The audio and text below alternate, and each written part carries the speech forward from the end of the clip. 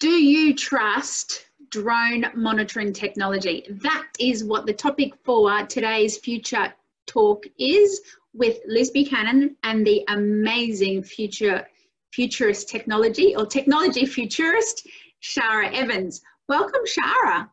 Hello, Liz. Hello, everyone. And as Liz has said, we're going to be continuing on our journey with technology that's being used to help fight COVID-19. And I've been talking about robots and COVID-19 for the last couple of weeks. Today, I'd like to talk about a different kind of robot, a flying robot, a drone. And in fact, if you talk to a roboticist, they would actually prefer that you call them a flying robot rather than a drone. Yes, in fact, there are two major types of drones before we get started.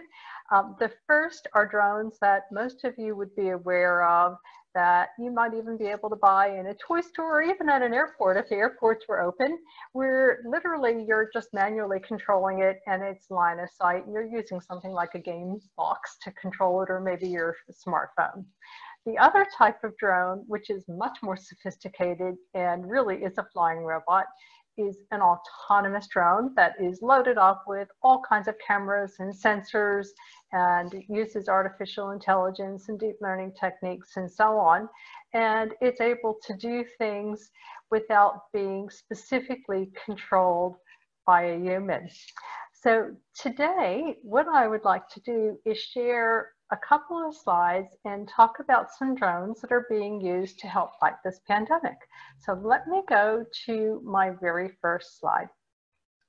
So right here in Australia, there's a drone that is being trialed. It's from a company in Canada called Dragonfly, and they're doing some experiments, I suppose you would say, right now with the University of South Australia, who's doing the software end of things. And this is called a pandemic drone, and it's being deployed in a way that the researchers and the manufacturer are hoping will allow the detection of COVID symptoms from a distance, namely from a drone. So things like body temperature, coughing, sneezing, and then of course you get into other things that are not part of this particular experiment, but could easily be, such as facial recognition. But of course, if you're wearing a mask, you're not going to be facially recognized, at least not with today's technology. And also social distancing. But there are some critics of this technology type, not necessarily the particular manufacturers. Let me just show you one more slide and just show you what this particular drone looks like. So it's the one that's being trialed in South Australia is from a company called Dragonfly. And what some of the critics of this technology type are saying could be problematic have to do with environmental factors. So if you can imagine that you've got a drone that's flying around in the air and you've got people walking around on the ground, you've got two different moving objects, and you're trying to take very sensitive measurements such as temperature or figuring out whether somebody's coughing or sneezing. But when you've got a drone, you need to take into your analysis ambient outdoor factors such as wind, outside temperature, distance of the drone from the people on the ground, and also, I think, proximity of people to each other so that you get accurate readings. Now, one of the things that I found really fascinating while researching this particular type of technology was that these cameras can be so sensitive that they can detect a difference in your heart rate by very minute changes to the color of your skin.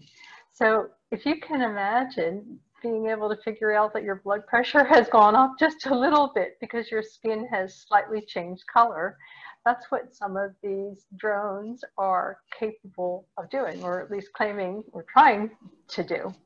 But the downside of that, of course, there's always an up and a downside with technology, is that a change in skin color could be from something like a cloud passing across the sky, and suddenly your skin color looks like it's changed, but you're not actually sick at all, but you might be marked as someone who has a potential illness.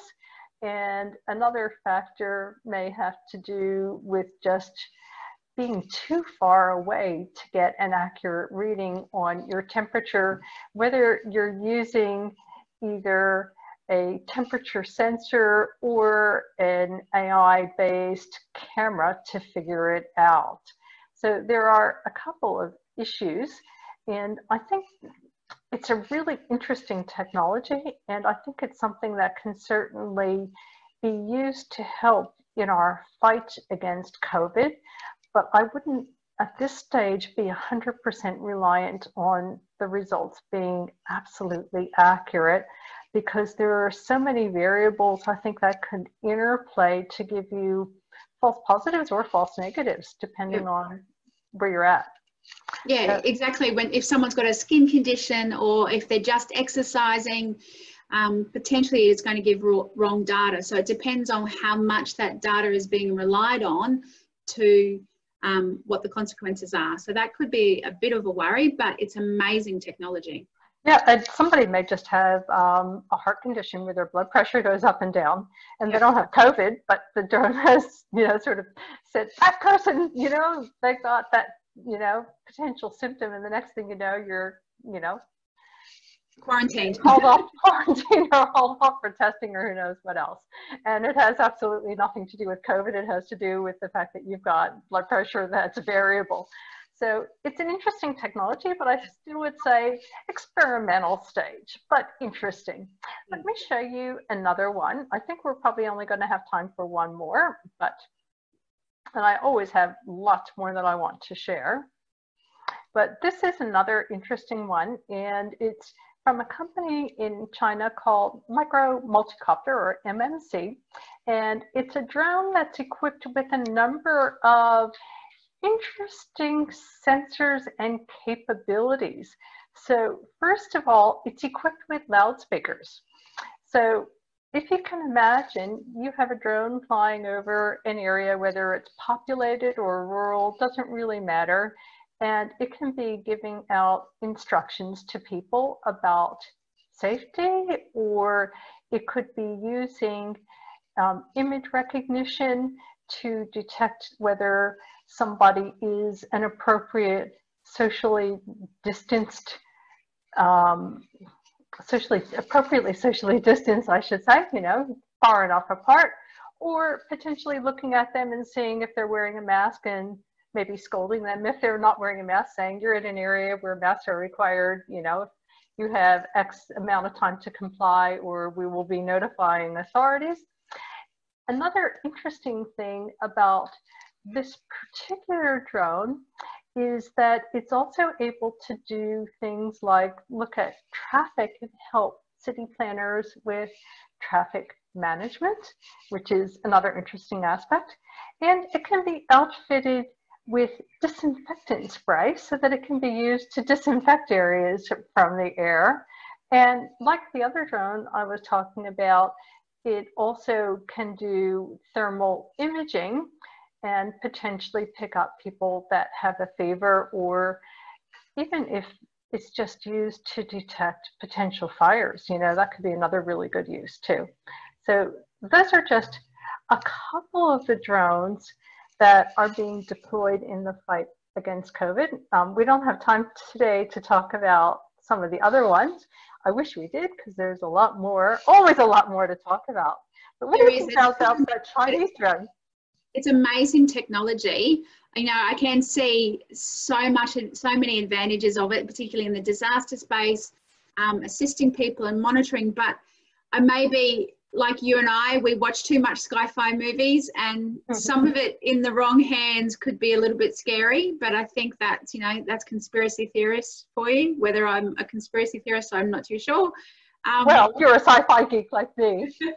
Absolutely. Well, we're out of time for today. So nice to talk to you, Liz, and everyone.